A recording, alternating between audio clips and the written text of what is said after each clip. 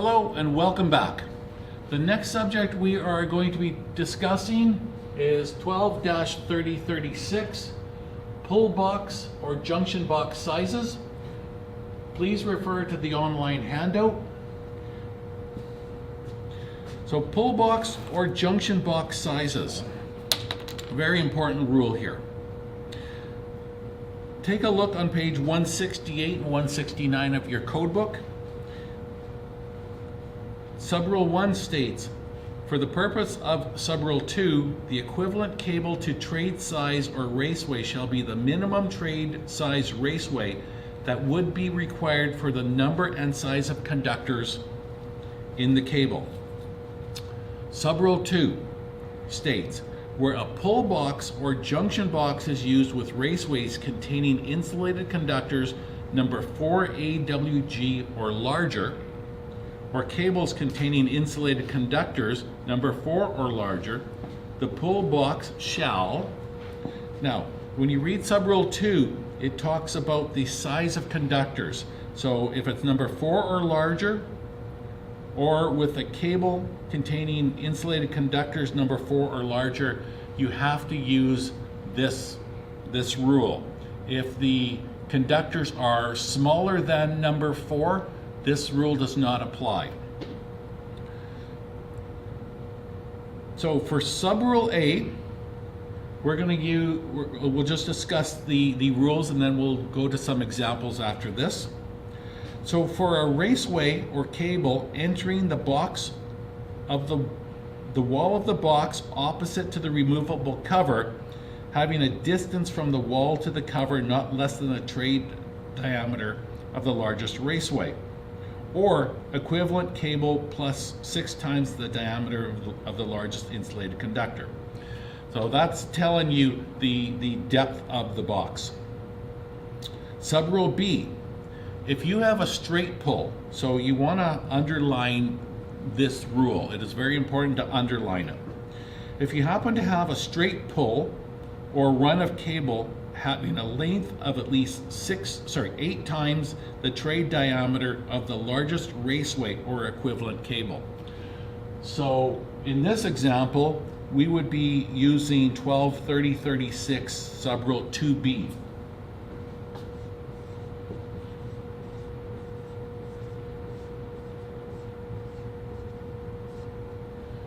We want to determine the length of the pull box, where we've got a straight pull through here and we have 2-inch EMT conduit. Could be anything, rigid conduit, PVC, whatever it is. So this length right here has to be at least, 8 times the trade diameter of the largest raceway. 8 times 2-inch equals 16 inches. That's what that has to be. Now, for example, if one of these happens to be a 2-inch and the other one happens to be a 3-inch, now guess what? This box is too small. The answer to this one is 8 times the 3-inch equals 24 inches. So see on this rule that it talks about the largest raceway or equivalent. Next, Subrule C. If you happen to have an angle or a U-pull or runs of cable, Subrule I states, have a distance between each raceway or cable entering the box, inside the box, and you want to circle that word "and." It's very important.